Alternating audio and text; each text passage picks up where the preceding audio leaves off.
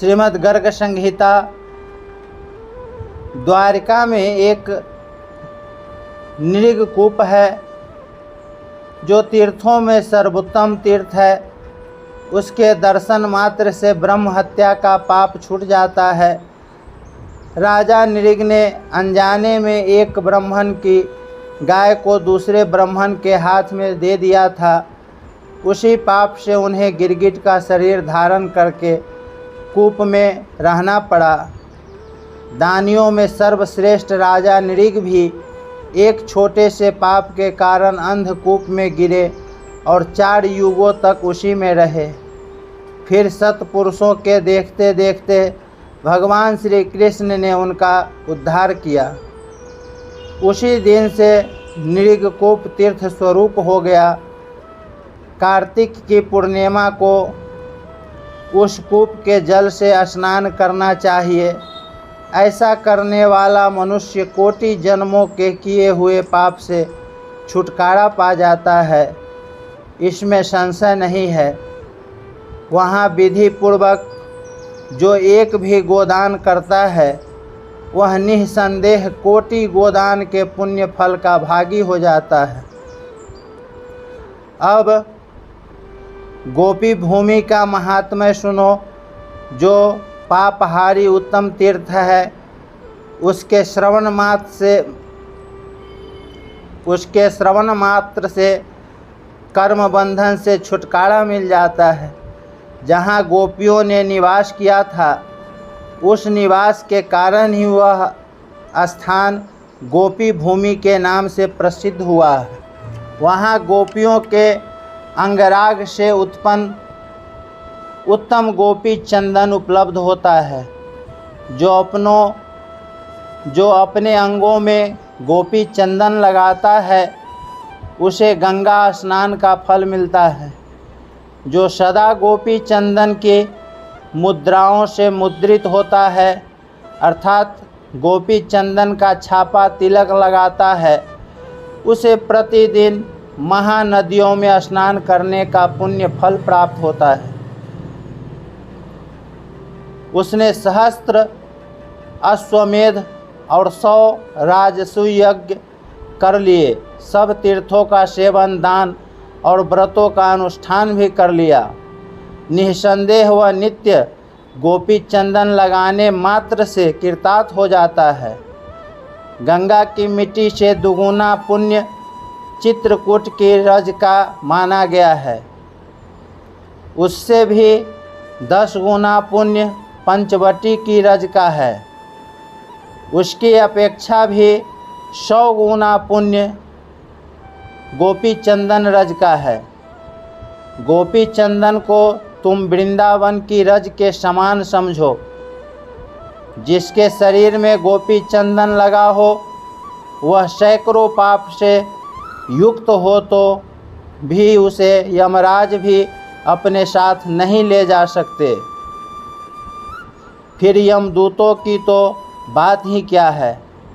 पापी होने पर भी जो पुरुष प्रतिदिन गोपी चंदन का तिलक धारण करता है वह श्री हरि के गोलोक धाम में जाता है जहाँ प्राकृत गुणों का प्रवेश नहीं है। सिंधु देश का एक राजा था जिसका नाम दीर्घबाहु था। वह अन्याय पूर्ण जीवन बिताने वाला दुष्टात्मा और सदा वेश्या संग में रहने वाला था। उसने भारतवर्ष में सैकड़ों ब्रह्म हत्याएं की थी। उस दुरात्मा ने 10 गर्भवती स्त्रियां का वध किया था। उसने शिकार खेलते समय अपने बाण समूहों से कपिला गौओं की हत्या की थी। एक दिन वह सिंधु देशीय घोड़े पर चढ़कर मृगया के लिए वन में गया।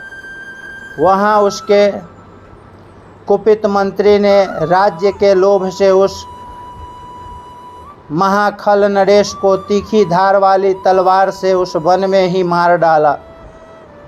उसको पृथ्वी पर पड़ा और मृत्यु को प्राप्त हुआ देख यम के सेवक बांधक परस्पर हर्ष प्रकट करते हुए उसे यमपुरी ले गए।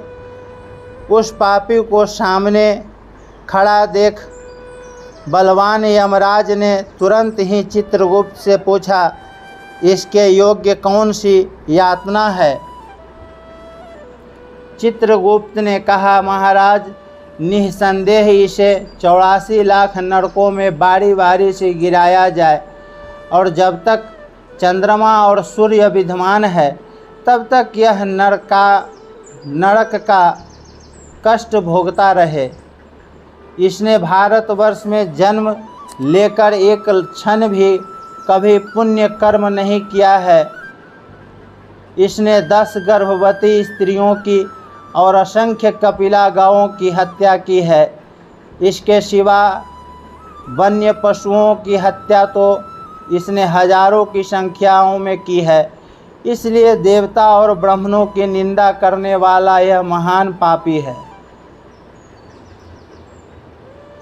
उस समय यम की आज्ञा से यमदूत उस पापात्मा को लेकर कुंभीपाक नरक में ले गए, जिसका दीर्घ विस्तार 1 सहस्त्र योजन का था। वहाँ विशाल कड़ाह में तपाया हुआ तेल भरा था। उस खौलते हुए तेल में फेन उठ रहे थे। यमदूतों ने उस पापी को उसी कुंभीपाक में गिरा दिया। उसके गिरते ही वहाँ की प्रलया अग्नि के समान प्रज्वलित अग्नि तत्काल शीतल हो गई।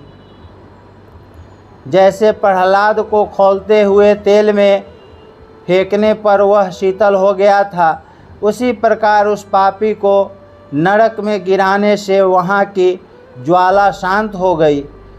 यमदूतों ने उसी समय वह विचित्र घटना महात्मा यम को बताई। चित्रगुप्त के साथ धर्मराज बड़ी चिंता में पड़े और सोचने लगे, इसने तो भूतल पर क्षण भर भी कभी कोई पुण्य नहीं किया है। नरेश्वर इसकी समय धर्मराज की सभा में व्यास जी पधारे। उनकी विधि पूर्वक पूजा करके परम बुद्धिमान धर्मात्मा धर्मराज ने उन्हें प्रणाम करके पूछा।